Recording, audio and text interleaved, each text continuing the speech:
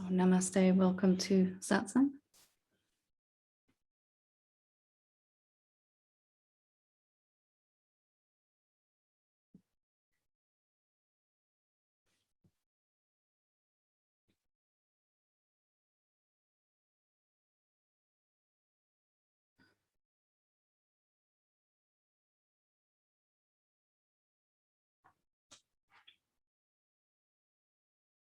So I always start with a reminder about what Satsang is and what it's for, because it's always good to recenter ourselves in that. And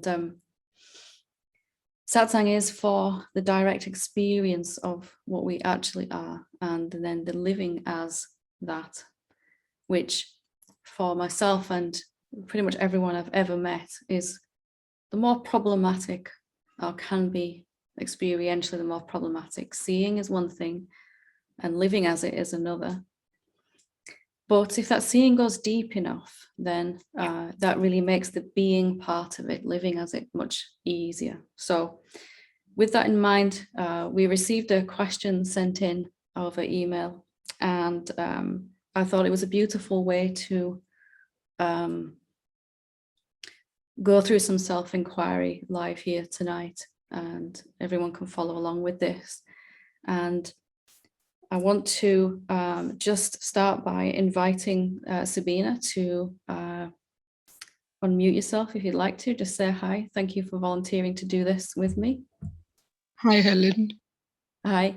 Don't be that nervous. Let's just pretend it's you and me here and nobody else, okay? Okay, thank you. So I was really intrigued by your question because I remember feeling that way myself. So let me just read the question out that you sent in, and we can go from there. So it says, Namaste, Helen. How can I really stay with a question about what is truly here and now? Not being exhausted or lost, but actually being curious and making my inquiry deeper and new each time, not monotonous as it is now. If it's so simple, why am I making this so hard? I think I use my mind with a thought query and so feel tired and lost. Is there openness only through the heart area? Please guide, ever grateful. So I really resonated with what you sent in there, because I remember feeling that exact same way. So that's why I wanted to really just do it here tonight with you, if you're up for that. Yes, I am. Lovely, thank you. So openness is kind of the heart, but it's not. One thing that really helped me to kind of understand myself was that it's not something you're either born with or not. You know, this kind of ability to really self-inquire, to open in the heart area. It's something that you can cultivate and develop, and that's what I want to do here with you tonight, Sabina. So what is truly here and now? So just run me through what normally happens when you ask a question. Then do you find yourself kind of overthinking, or what happens? I enter into this field as you talk, the silent field, and I kind of hear a buzzing or ringing sound in my ears, and it's always there with me. It's here now, as you say. But when you say it's silent, why am I hearing this sound? It's always here. And I have this epilepsy condition which throws me off. I cannot be with questions or words for a very long time. So I want a wordless inquiry, just to be in that space. How can I be very curious, and how can I find newness in this without using words? Okay. So what we'll do is we're just going to go through how to be with a question, really, because that really is that openness I feel that you're looking for, and it'll take you deeper into the silence rather than just the buzzing. The buzzing is also a sound, isn't it? It's a phenomena, as I'm sure I think you just said. So I like this question. What is truly here and now? That's an exciting question for me. Does that still feel alive for you, that question, or do you want to use another one? No, it feels alive. It takes me to that space, but I'm outside it in a minute. So I want to be curious. I do not know how to find newness, as you say. Each time, like you say, it's like opening Christmas presents. So I'm struggling with that part. I'm sure a lot of people will feel the same way, because it's not something that we naturally remember how to do, that openness. So, that would be a good thing to kind of demonstrate here with us. So let's ask this question. What is it that's truly here and now, here right now? And all I want you to do, I don't want you to work hard at this at all, okay? I want you to just tell me what you notice is here. So we can start with really obvious things like, well, your body's here. Mm-hmm. And if there are any sort of thoughts or anything like that happening. So just to let us know what you notice is here. And our mind will say, well, that's not going to get us anywhere, but let's just go with this anyway. You don't have to work hard about this at all. We're just sitting here together with this question: what is truly here right now, here and now? And just telling me what you notice happening in your experience. You can see if there's thoughts happening, sensations in the body, energy moving, if there's sounds outside in your environment, just telling us what you're noticing here as we ask this question. And there's no right or wrong answer here at all. We're just kind of working on this openness, fostering this openness and this curiosity. And anyone that wants to do this can do this too. And would really recommend to follow along with this. What is here right now? So for me, there's this body, there's bodies here, there's this laptop. And so just starting like that, just let me know what you notice, what you see, things going on inside, things going on outside. And it doesn't matter if there is a long gap in between your answers, okay? We don't need to rush this at all. Sorry, you were going to say something. I notice this emptiness around me, and I feel my body going in and out, it phasing out for me. So I feel like entering the space, it's empty. And I hear this ringing sound. It's again there, and then my heartbeat. Okay. So there's a sense of a kind of emptiness. There's a heartbeat, and you said a ringing sound. Yes. So what we're going to do now is just staying open. Let's just stay with the question. There's no answer here that's the right answer. There's no answer here that's the wrong answer. Okay, so we're just staying with this question as if we're just watching and seeing. We're not trying to do any work. So whatever's here is here. There's the body, there's the ringing sound, there's the emptiness. And just staying with this question, seeing if there's anything else that you notice. And again, it doesn't matter if it takes a while for you to answer. Is there anything else here right now? I feel peaceful. Peaceful, yeah, very good. Yeah, and whatever we notice is here right now, we're just going to stay with the question. We're not looking for, we're kind of taught as human beings to look for the right answer, the one answer that's the end. Yeah. And we might have even thought that the emptiness is the right answer, but it's just another thing that's here right now for the sake of this inquiry. So whatever happens, we're just staying open with this question. What is truly here right now?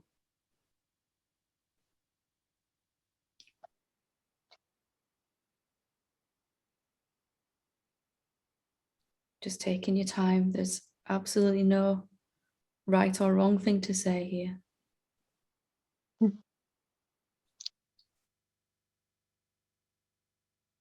This space, Helen, this emptiness.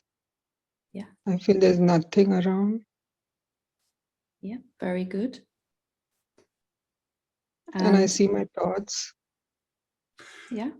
Thoughts, I feel intrigued by my thoughts, but again, I bring back myself to the space. I can see these thoughts. just to the question, just staying with the question, even if thoughts come and go. We're treating everything the same, everything, even the emptiness, the thoughts, they're all just here right now. We're not, we don't need to do anything with anything. We're just coming back to the question, what really is here? What truly is here and now? And just the coming back to the question, the openness of the question, it begins to allow us to relax and feel a little bit more peaceful. Your body's here. How does your body feel at the moment? My head feels heavy. Heavy? Yeah. Yeah. So you might get a sense of something's relaxing, something's just kind of in Body's relaxed. open. Yeah, the openness of the question. Mm-hmm. And can you see that we're not trying to get anywhere with the question? Yeah. We're just sitting here, you and me and everyone else, of course, and asking this question. What is really here right now? And we're not saying that any of the phenomena, the thoughts or anything should go. They're just as valid. They're equally here. Mm-hmm. And we're just open to see if there's anything else here. There's nothing. Nothing. Good, good.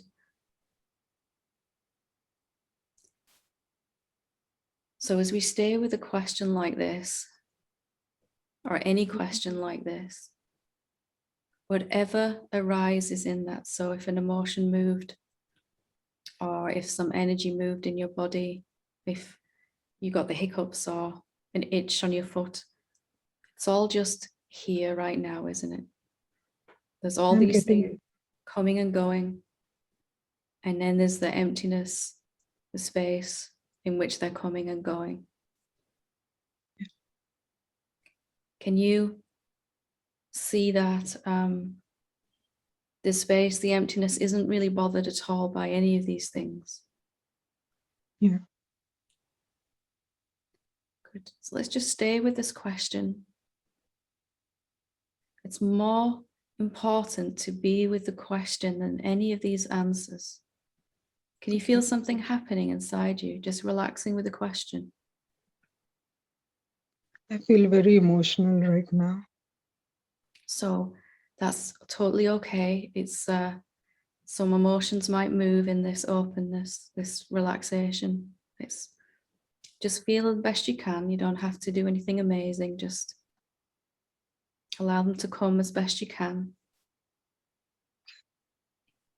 Take your time. You're doing really well with this. It's not easy when we're here live like this. You're doing amazing.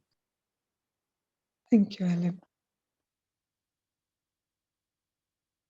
So there's emotions here, there's thoughts, there's emptiness, there's a body. Just staying with this question. What is truly here right now?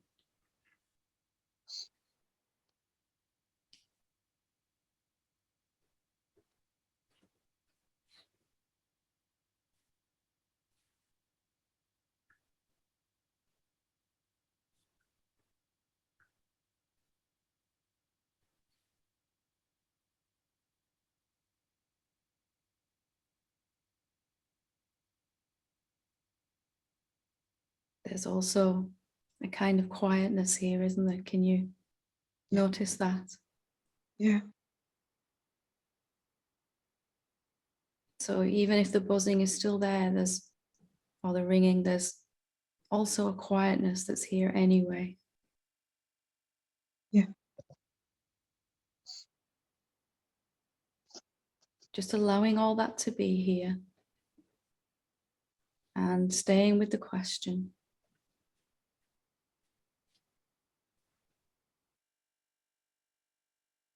We're not trying to reach a goal here or have an epiphany or anything. We're just enjoying and relaxing with the question. Feels nice. It does feel nice, doesn't it? Yeah. Kind of starts to slow everything down a little bit. Mm-hmm. Body might start to feel more relaxed. Yeah. And eventually mind might begin to relax a little bit, or not, but Yeah. so even with this ringing sound, there is also silence present, isn't it? There's this quietness that's here. Mhm.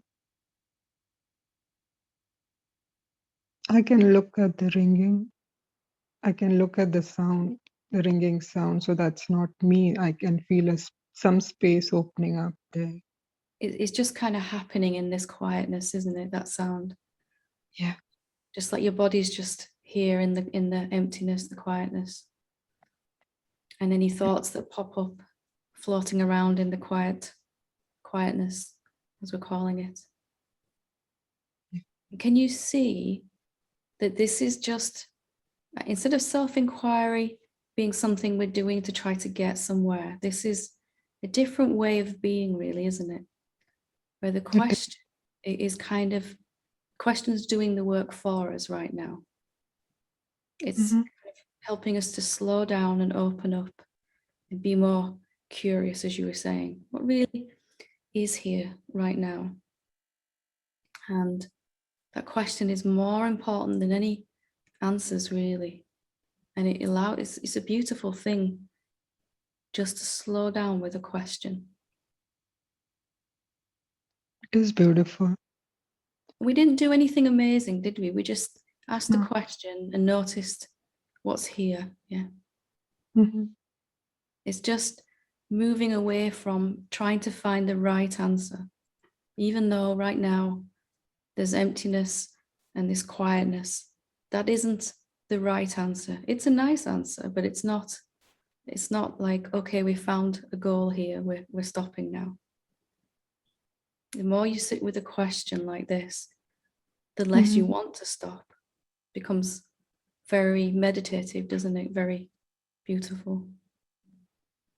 Yes, it does. How do I stay in this when I'm around people, when I'm around folks? Just learning this way of being, doing this, practicing this when you're on your own at first. Mhm. If you find a question that's important to you, like you have, Yeah. then just every now and again sitting with this question. And this is really the same as meditation. This is where self-inquiry, meditation meet each other.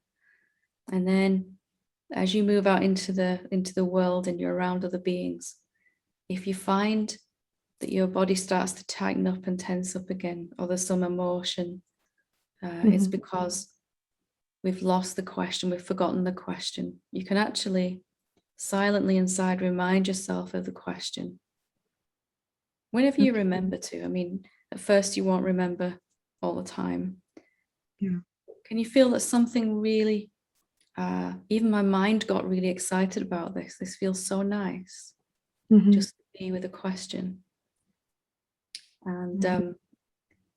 whenever I was out and about and talking to people, I would be gently, quietly inside reminding myself of my question, what really am I? And I found that I couldn't really entertain my mind so much and push against anything when I was with a question. Okay. And as you ask a question like this, the effect of it, as you're feeling now, each time you do that, it gets more and more prominent, more profound, from just a quietness, an emptiness, peace, I think you said, and that develops into such a deep and rich peace that it begins to last longer and longer outside of your formal questioning like this. And eventually it just never goes away because something loves being open like this. Can you feel this is the openness of the heart that you were talking about? Yeah. Yeah. How does your body feel now? Has the emotion moved? Has it shifted? Emotion has moved. It has shifted. But my thoughts, with my current situation going on, if the thought goes into it, emotion comes back. So It, it may come back and thoughts are going to move again, aren't they? At some point, mind will start thinking and saying, but this asking a question is all well and good, but it's not fixing anything. It's not getting me anywhere, So True. you can just, if you can understand that your mind won't really get or want to do this, it doesn't understand why we're doing this, because it doesn't seem to be getting us anywhere. But it's more and more peaceful in this moment anyway. As we're asking a question, we're more peaceful already. Then our outer world circumstances begin to reflect that peace. Right now, they might be reflecting the noise, the chaos inside that we all experience. So taking the question with you wherever you can. I used to write it down, stick it on a piece of paper in my pocket. And when I remembered to just get it out and read my question, it started to bring more peace immediately, just carrying this question around. Okay. Eventually, I'll do that. it begins to become a way of being rather than something you're doing. So first is the doing part, like writing question and taking it with me wherever I go, and then I just remember and be with it. Yeah, more and more you'll want to come back to this anyway because it feels so nice. And when you're asking a question, you're not suffering because you can't believe any thoughts and ask a question at the same time. Thoughts might be there, mind might be talking about whatever's going on, but you can't believe those thoughts. You can't give them 100% attention if you're asking a question. You're open. This is the openness. Attention's looking at the question rather than the thoughts. So really, really simply just asking your question and then just noticing all the answers that come. That's all we did, isn't it? Yes. Thank you so much. Try to get rid of anything. We didn't grab a hold of anything. We didn't find the right answer. But can you see that with the question, we are being that emptiness, that spaciousness, which everything's just moving inside of. Thoughts are just coming and going. In that open space of the question, you are being the self right there, being the emptiness. Yes. It's just letting everything move, isn't it, the emptiness? It does. How do you feel now after we sat together like this? I'm blank. I'm totally blank. And that's a good thing or a bad thing? Good thing. Good thing, good. You sound like you're smiling, so. Yes, I am. I am. So just practicing this when you can, just getting familiar with just asking the question and seeing what happens. We didn't strive to find any answers, did we? We didn't struggle at all. We just notice what's here. Okay.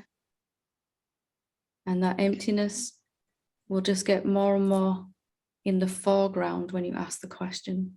And the mind will just move to the background, less and less relevant, because it's just another sound, like the buzzing, like the ringing. It's just another noise happening in the emptiness.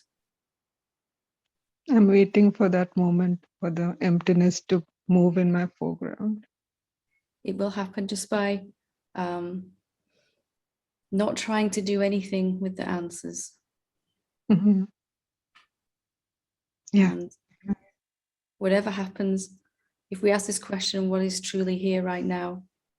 And the next thing you encounter is an angry person. Okay, there's an angry person that's here. And there's a happy person that's here. And there's the ringing again. And there's the emptiness. And there's the quietness. And there's some fear. And all of these things are just what's here right now. They're just answers to this question. And they're all treated equally in that. It's just a habit, a skill that we're learning. We had this as kids, didn't we? We had this as children. We were open and we were curious. Just kind of got to relearn that as an adult. Yeah, I've lost it. I've We all totally did. lost it. We all did. But just enjoying how it feels with the question, you'll soon kind of get that back again. It's not a goal-oriented activity. We're just being with this question because it feels nice. Mhm. For no other reason than that. It just feels relaxing. Yeah. Wonderful. Thank you so very much for contributing that and being a beautiful demonstration of self-inquiry. Thank you so much, Helen. Thank you. Thank you. Lovely. Okay, so I will read a couple of questions that have been sent in because I have a lot, and then I'll take some questions online and here. Okay.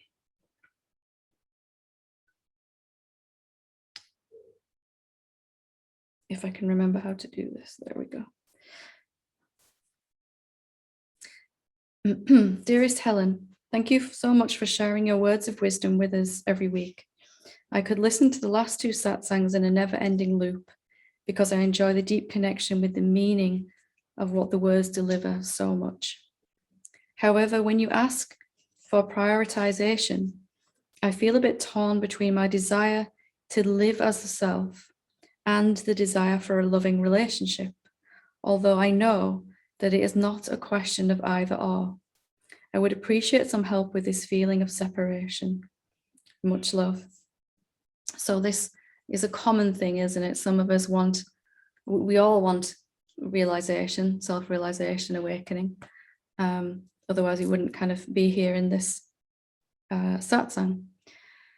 And some of us, you know, whatever else we want as well, for some of it, some people it's a relationship, for others it's the right career, for others it's family, whatever it is that we want in that. And we can feel a sense of separation, as you've said here, because mind says, well, one of them is in here and the other one is out there. You know, one desire is in here, the other's out there. And which one do I go for first? So if you can see that your outer world is a reflection of your inner world, then why do we have to choose between these? Why is it either or? As you said here, it's not either or.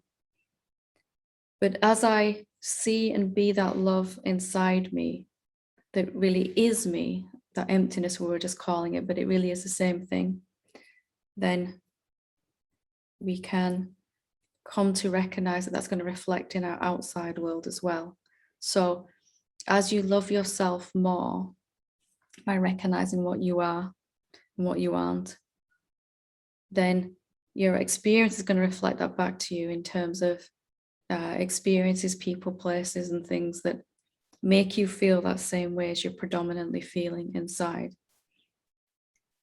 So that love that's beginning to express itself is going to express itself as a loving relationship, if that's what you want, of course. It's not just something that's going to happen upon you, but you obviously want that from what you've said here. So the deeper you go inside into your own nature, then actually the faster that translates into loving relationships of all kinds. Of course, I think here you're talking about a romantic relationship, but that's going to be reflected in all your relationships. So that loving relationship, first of all, has to be with yourself inside, what you know yourself to be. And then allowing that to express itself is going to draw to you people that want to feel that way too. So just recognizing it's not really either or, as you've said here, that mind will always see it that way. And then just by waking up and realizing what you actually are, all those desires are going to happen to you anyway. They're going to come true anyway. So I hope that helps. You're absolutely on the right track. Okay, next one. Hi, Helen. You often use example of the space in the room or the field as being what we are. That we are as infinite as space, ever expanding in all directions. My difficulty is that for me, space with 3D seems to be mentally constructed. When I look at it closely, the visual field is rather flat, two-dimensional only, and knowingness is at the background of it. When I look even closer, knowingness is not separate from whatever is seen or experienced, whatever is known. Everything is made out of my knowing, of it, made out of knowing. But I cannot akin this to knowingness to the space. But I cannot akin this knowingness to the space of the room.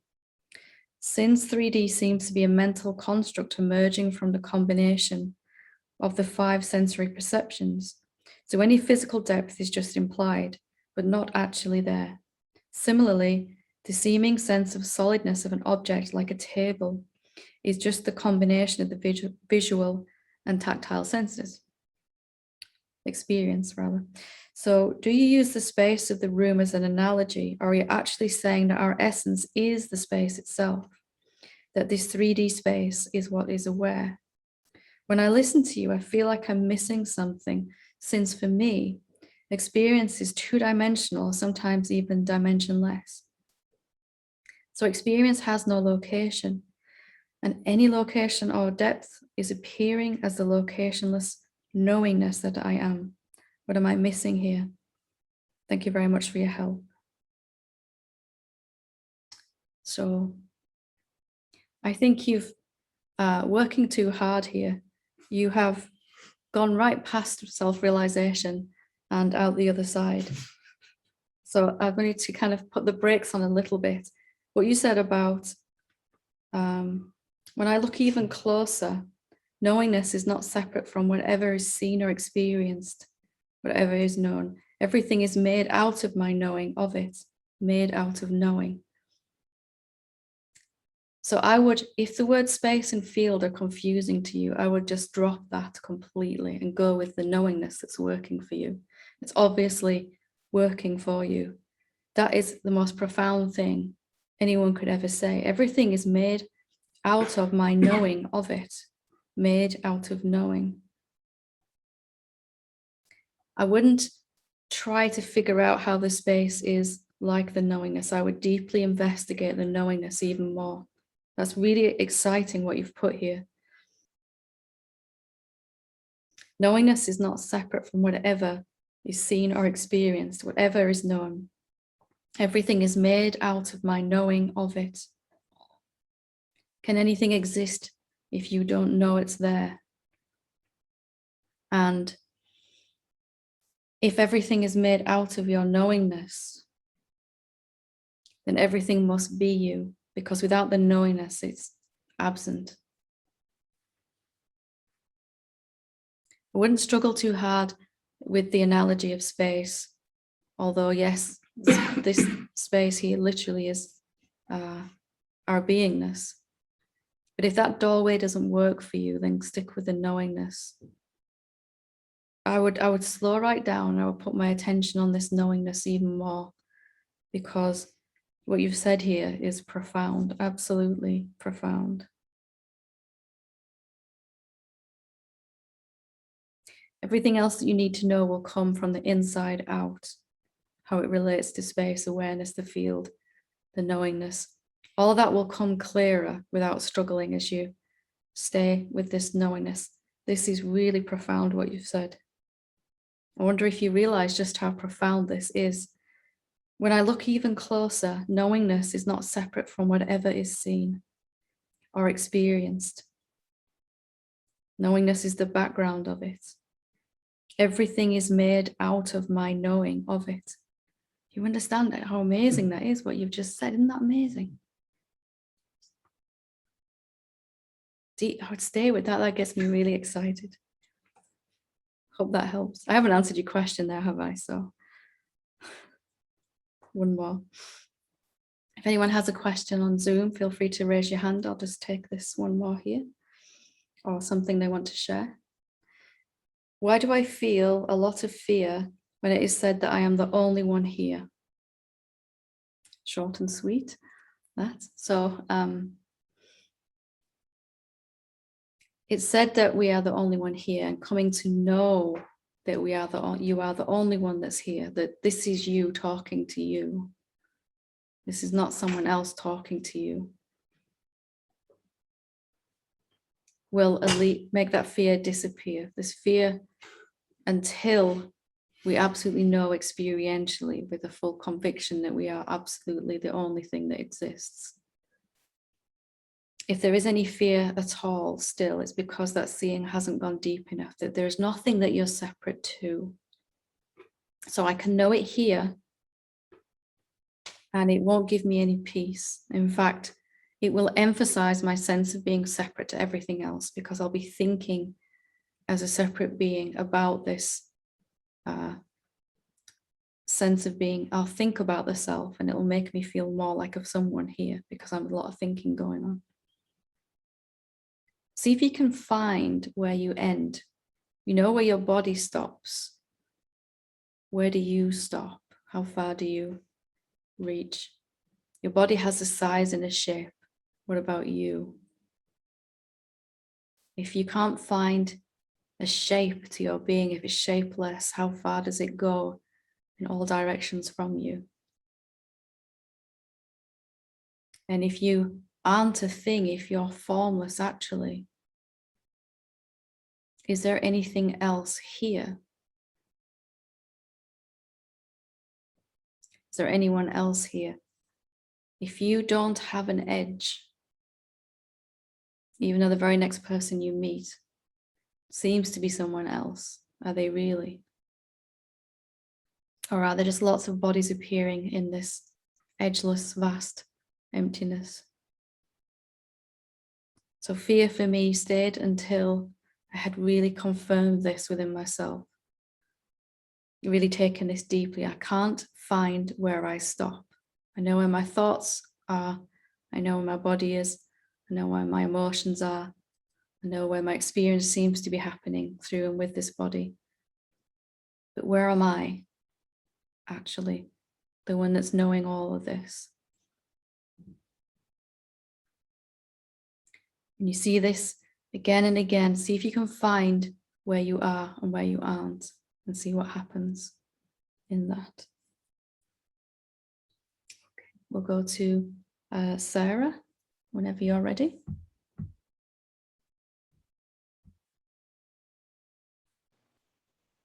Hi, Helen. I have a very simple question. I have ringing in my ears all the time. From the moment I wake up until I go to bed, it's present. And I believe you said to Sabina, it's phenomena that is arising in the emptiness. Yeah. Is that what it is? Because, you know, people say you have ringing in the ears and then that becomes a human thing, phenomena. But why does it not go away? It's always here. How long has it been there for? Is that like your earliest memory, or has it started since you started to wake up, or has it been a recent thing, or? Become more prevalent since I have been on this path, yes. But it's just constant. I mean, I don't let it, I try to ignore it. And kind of tune it out to a certain degree, yeah. Yeah, be present with it, but it never stops. And sorry, remind me of your question. Sorry. Is this something that I should be concerned about, or is it just literally a sound arising in the emptiness? If it comes with any sort of pain or anything like that, then maybe get it checked out. But if it's just, get checked out with a doctor rather, but if it's something that's just kind of there, what usually happens is the emptiness of our being isn't moving, isn't vibrating. The space, the field, as we've been calling it, It isn't moving or vibrating. But then when it goes into manifestation, we feel that as a sense of life force or energy and vibration. And sometimes our body can interpret that as a sound. Sometimes it feels like, have you ever felt like static electricity, where you're too close to static electricity, you can kind of feel some kind of energy there. So our body sometimes interprets it as heat, or as a sound, or sometimes as light, or any different ways for our body to interpret it. But really what it is your body noticing the energy, the life force flowing through the body. And sometimes we hear that as a sound, or sometimes a vibration. So usually when we put our attention on something, it gets more prominent just because we have our attention on it. We know that with our mind. You know, the moment you sort of start to look at thoughts, they start multiplying. And really, it's the same kind of thing happening with this. If you can see that you can also hear the silence of your being, even while this is going on. Can you hear the silence behind it? Yeah, good. And the more attention you put on that silence, the less prominent this sound will get. It might always be there because it's like standing next to something that's producing a lot of energy. You can kind of notice it, but it's less and less in the foreground and more and more in the background, and the silence becomes more prominent and louder than the sound. I know that sounds a strange thing to say, silence being loud, but maybe you can get a sense of that in a weird way. Silence, yes, I do. for me, very prominent. Yeah. For me, there's always, and there still is right now, if I put my attention on it, a kind of buzzing and vibrating that could almost be a sound. It's kind of one of those, I could describe it as a vibration or a sound in that. Thank you. Yes, I think I've learned to accept it as just part of the sound of the universe. It's just like you said about energy, it just is here. Yeah. And it may seem to get louder because there is more life force freed up, the less thoughts you're believing, the more energy is going through the body. So it's like someone turned the dial up a little bit. So it might be more noticeable. But if it doesn't, I mean, obviously if it comes with some pain or something like that, No, there's no pain. Could be an ear thing, but my sense is that it's just the way that your body interprets the energy of the universe, of life, of yourself. Yeah. Okay, thank you. Good. Thank you for your... I get that question a lot, so thank you for bringing it forward. I'm sure it's very helpful. Thank you so much. Thank you for your presence, for your beautiful satsangs and helping us all to come home. Thank you. So grateful. It's purely selfish. I'm helping myself, right? Lovely. Any other questions? Or yep, Steve, do you want to take the hot seat? And then we'll finish with Sylvia after Steve. Yep.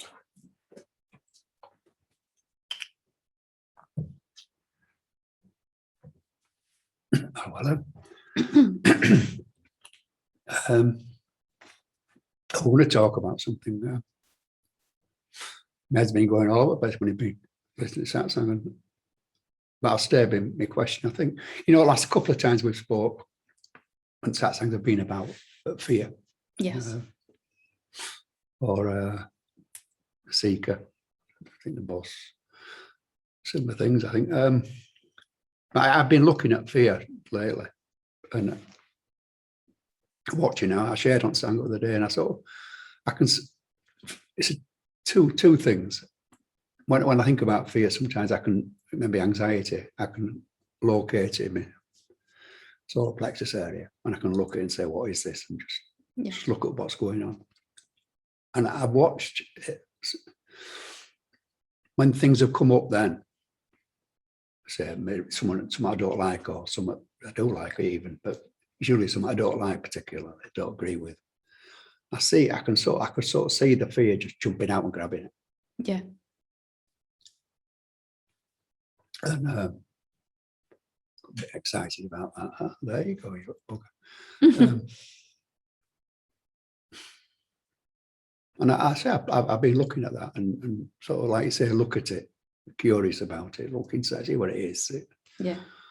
Like a flower, sort of, what's going on in here? And I've had some quite nice times with it, really. It sounds silly, doesn't it? It's strange, but yeah, when it's the same for me when I actually started to be curious about fear, because usually we're not that way with it, are we? We usually be like, not you again. He's grabbed something, you're doing that, what's going on out there, right? Yeah. So he's not looking at it. So there's that. But then there's another sort of, another type, if you like, right, or different way. It's like ethereal. It sort of envelopes me. That sort of fear is a bit more harder to look at, if you like. What? So it feels more kind of diffuse and yeah. It's just it's like a fear atmosphere. Yeah. And it seems sort of different to that, although similar.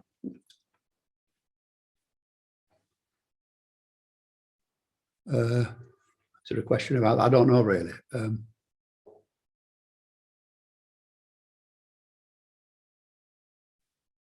But that's come around. And so then some of this morning sort of caught me unawares. And I thought, you've blown that one. And immediately, this sort of, what do you do about this and what are you going to do about it? It all started. You've blown it how? What you weren't kind of curious, you mean? You couldn't be curious? No, it's something I've done. Oh, I see. I've blown that now. Okay. That's done. Shouldn't have done that, you've done it. Wish I hadn't done it, blah, but all that started going on, you know what I mean? And I got into this, I'm stalled at this. It's just how I felt, I'm stalled at this lot. And I found myself, sounds funny now, but it wasn't. I would sort of working out how to kill himself, really. I'll get the bit of Jack Daniels, a works full of smack, a cigar, off he goes.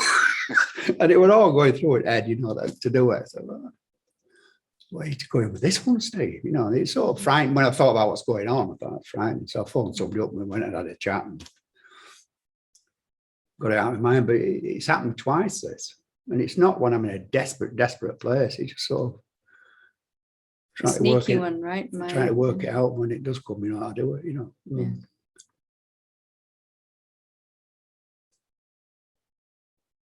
No, let's go with that one. But I say that's mind, isn't it? It is mine. But at the time, I talked to mine.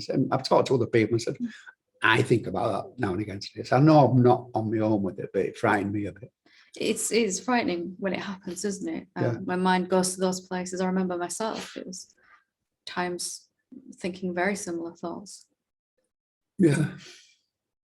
And if it's something you need to look at deeper, maybe, you know, to go through with someone, work through the emotions behind that, then absolutely do that.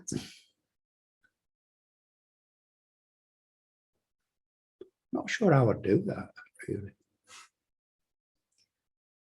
Does it come with a lot of emotion when those kind of thoughts happen? Not or are they just particularly, no, just bored, fed up with it. What's the point? That sort of feeling, you know.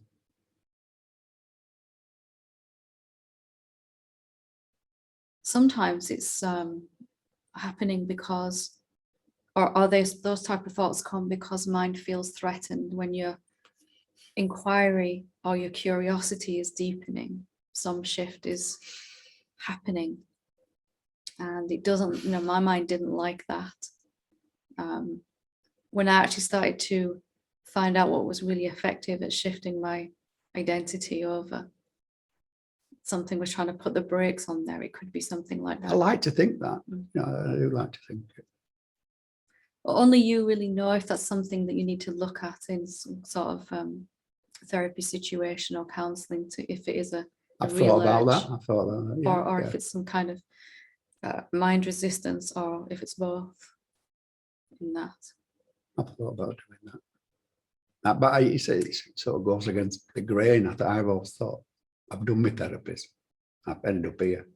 They don't necessarily need to be one or the other. I had counselling along the pathway because there were just certain emotions that were too.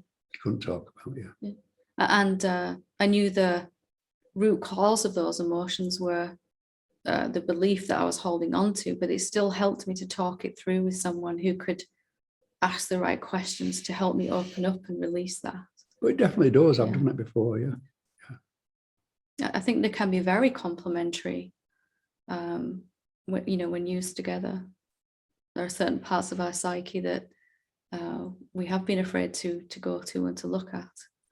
And sometimes it's just a general type, a bit colloquial, but they're not into any programs or anything. They're just, it's just bounce things off of. Yeah. And it's nice, it's refreshing, really, not some sort of spiritual idea for everything. They just, what about this? Too simple for me, that. For myself, there were emotions that I could easily look at, and there were some that were very guarded. There was a lot of defense mechanisms in place, and especially around unworthiness and things like that. Don't look at this kind of energy. Don't investigate this. Don't contemplate.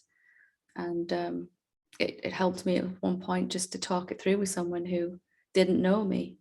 Definitely, yeah. And knew how to ask questions to open up, And she just happened to be very self-aware. You never know, do you? Yeah. Something to ponder. Okay, doke. But if you can also foster that curiosity, even though these things are a little scary, why is this coming up now? What's this about? If you can, at the same time, that'll help it shift and move. It's about finances, I think. Negotiating stuff anyway, but I don't want to go too far into that. I do have a big, anyway, I'm not going to go to it at the moment because it's taking enough time. I'll ask you next week. Do you feel it's helped? And it's okay if it hasn't. We can, because this is important, isn't it? It's important, yeah, but it's like I'm maybe take some action. Do we talk to somebody? Because that will also, if you end up talking to somebody about it, that will also help you get inside it and see what it's actually about. I'm talking to people. Like I mentioned it today to a kid. I said, "What is going on?" And so he laughed, but I sort of said it like almost aside, because I'm used to people who think like this. That's who I'd knock about with. But I'm not used to thinking about myself. When it comes to me, it's a bit of a shock. Maybe it diffuses it. Having that conversation with somebody that can help you open up is also a way of being curious about it. Getting to look at it. Yeah. At the very least, it won't hurt, and at the most, it might really, really help. It's a thought. Mine says some crazy things, right, just out of the blue, but if it's scaring you in the way it's saying it, then, it might be good to look at it deeper, to get some help. Okay, thank you. See how you go with that, and then you can always talk next time. Okay. Thank you for sharing that. Okay. Okay, last but not least is Sylvia. Hello. Good evening. Hi, how are you? I'm doing fine. Thank you very much. Good, good. Can you see me? Because I tried to do my camera. Okay. I had a question, but now actually with this last speaker, I am hesitating which one to ask. Okay, I'll go with the first one. My question is, if you can give me some, it's actually no question, but maybe more clarity. So when I am in a day life, whatever I am now or walking on the street, I can clearly see, I'm conscious, I can see awareness, consciousness, and everything, the field, everything that is included inside. So all the phenomenal, but it's perceived by noumenal. But I had last week this question, and I was actually looking into that, and I can report that every day it's clearer and clearer, which is of course very beautiful. Good. But at the same time, when I am meditating, I am going into the stage, of course, at the beginning, there is sounds outside. So sensation like sounds, bodily sensation, breathing. And then there is no body. There is no this form. But then I come to the point where it's completely like stillness, like really like nothing. And my question is this like a noumenal experiencing itself, or what is it? You tell me what you think it is. I don't know, because it's very comfortable there, but I have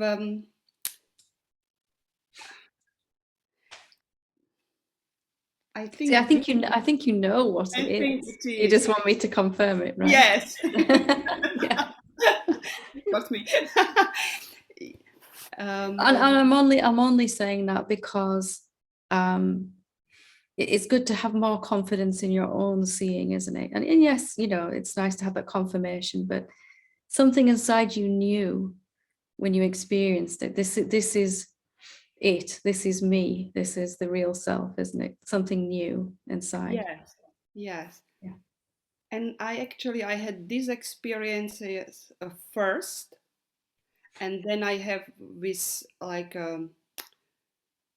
let's say if this is Shiva, then I have afterwards experience of Shakti. So awareness was always present during the daily activity or open eyes and experiencing all these sounds, feels, and so on.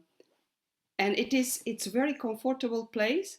But now with since last week, when it was really this big opening for me, um, I kind of created, maybe, I don't know if it's curiosity, but it's so much more fun to Yeah. rather experience this Shakti, if I can call it, or and I don't know if there are preferences, because of course this if I call it black spots or noumenal, I have it only when I'm really in meditation. It's not like I am walking on the street or something. I'm in meditation and have a certain beginning, and it's going down, and it's pleasant. But I mean, who has today? I'm also mother with 4 children. There is no time for every day 2 hours meditate. But in a Shakti, you can practically practice everywhere, whenever you are. That experience of yourself will move. It will happen first only in meditation or in self-inquiry, like we were doing earlier.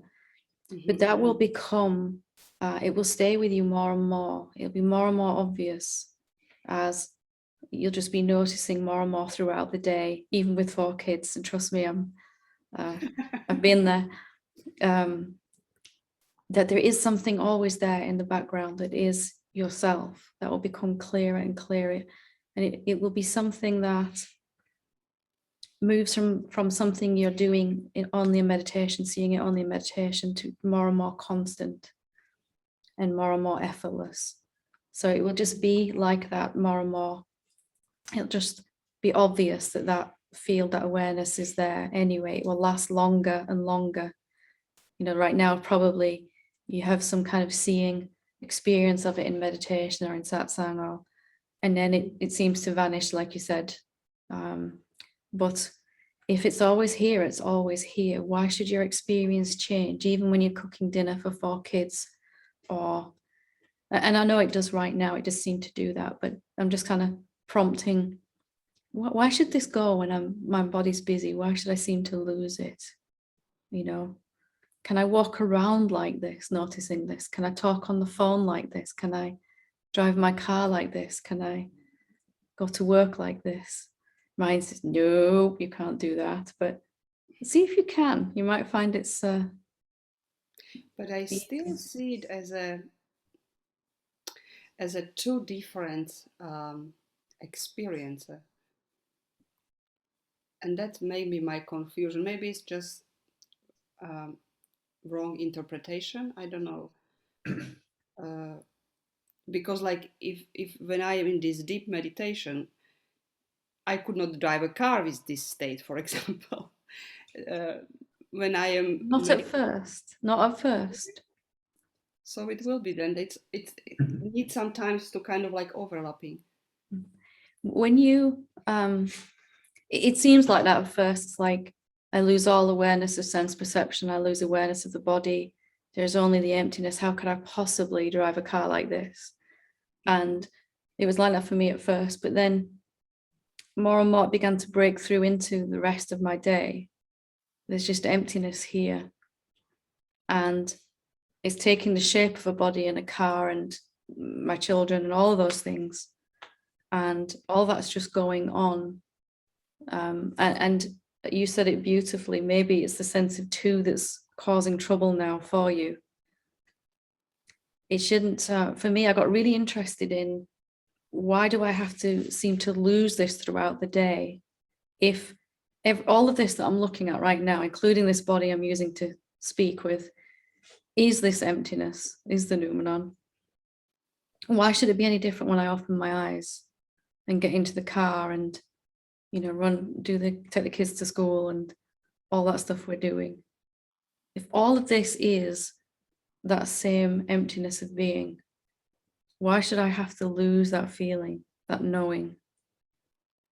Is there really a world to open my eyes to? And of course your body will do that and re-engage, but it's a sense of two, like you said, that in meditation I'm having one experience of the emptiness and vastness, and then I open my eyes and there seems to be all this world full of other beings and other things. Yes. And that's what troubles us then. We think that what I see with my eyes and hear with my ears is different to the emptiness I've just experienced. But if you really want to shortcut it, I get a little excited here. If you really want to shortcut this, Yes, please. then I stay with the question, what is all of this? What is all of this? Okay. Is there anything different when I open my eyes? It looks like it. It looks like you and I are having a conversation here through our bodies. But like a self-inquiry question, like we do with Sabina, what really is all this actually? You stay with that question, mind will answer it every which way it can. It is emptiness. Well, it's this person, and it'll tell you everything it can about it. And then you stay with the question and you'll have some emotions, and then you stay with the question and you'll feel this sense of lightning, and then you stay with the question until you're having the same experience with your eyes open as in your deepest meditation. That question will take you right to the experience of all of this being emptiness. Our mind is thinking about people and things that it thinks are there, but they're not really there in that way. And that's why we seem to lose this experience. I think I got my doubt because when I wake up in the morning, I open my eyes, there is a background. And this is practically through the day. So it's, as soon as I am in daily state, it is there. But this black space is there only in a meditation, which means, so it's like, it has like beginning and ending. But does it though? Does it end? Or does your attention just go away from it back to thoughts? I think so. When your body gets up, and that's normal. Yeah. Everyone does that. I'm sorry. It's feel like I'm going from the depth, I'm going more up. Yeah. And then there are the sounds, the visual experience are coming. So right now, all the same stimuli is happening to my senses as yours, but nothing's thinking about it inside, because I know what everything is, what it's actually made of. I've really looked into that question. If I think you're a real person outside of me, separate to me, then I'll be thinking about you. Do you like me? Are you getting anything out of what I'm saying? Am I making sense? Could I do this? All that would be happening, right? Because I'm trying to relate to you, thinking you're... Yes. But if you're totally made of emptiness, like we experience in that deep meditation, what's the point in thinking about you? What could I possibly know about you? I can only experience you right now, can't I, like this? Okay. The more we think about things, the more they seem real and separate and outside of us. The more they seem real and separate and outside of us, the more we want to think about them. That's why we seem to lose. There seems to be things to think about, you see, when we come out of meditation. I love this kind of conversation. This is exciting. So, and when you said that I should ask, I mean, I should make a contemplation, but the thing is that I start to do contemplation and there is awareness, but then I'm usually going in the meditation in a deep where there is not even thought or there is nothing. Don't worry about what happens. Just remind yourself of the question as often as you can. So an answer will come. Okay. Lots of answers will come from mind. And when you start to experience everything and everyone like the same emptiness, meaning that there's just peace.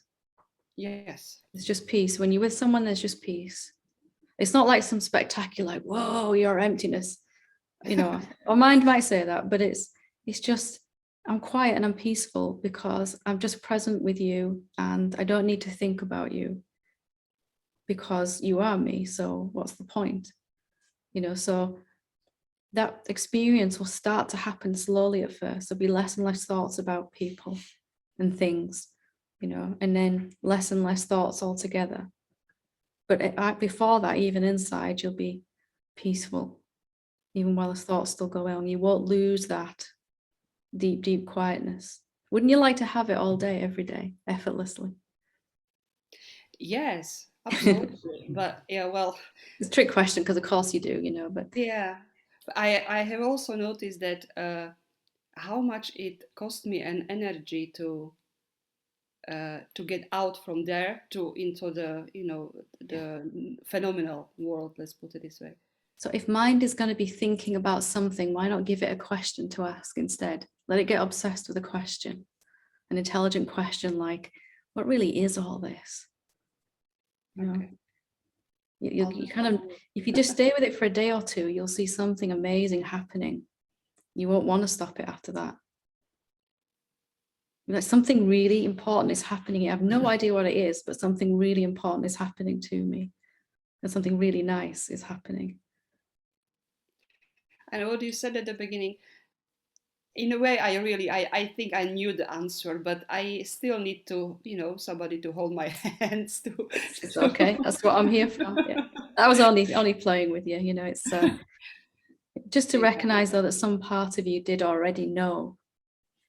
Just because kind of that there's I didn't know what I was looking for until I experienced that emptiness of being. But this is what I've been looking for my entire life. Didn't know until I kind of found that. Yes. And the benefit of having to finding myself is that if I hear somebody or helping me somebody, I usually then build up a concept in my head, Yeah. and mine immediately try to to make the story.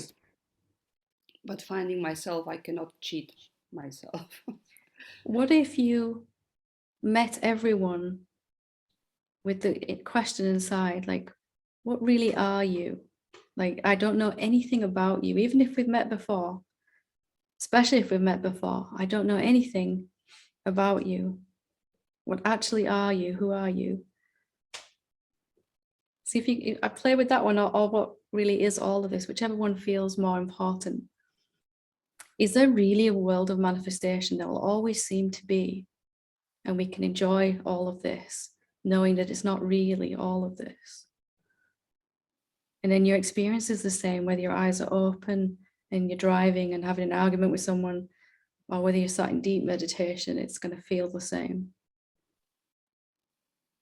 It's just, I feel overwhelming now. Thank you so much. Wonderful. Thank you, Helen. Thank you. Okay. So we are out of time, unfortunately. And thank you for all your wonderful feedback and questions.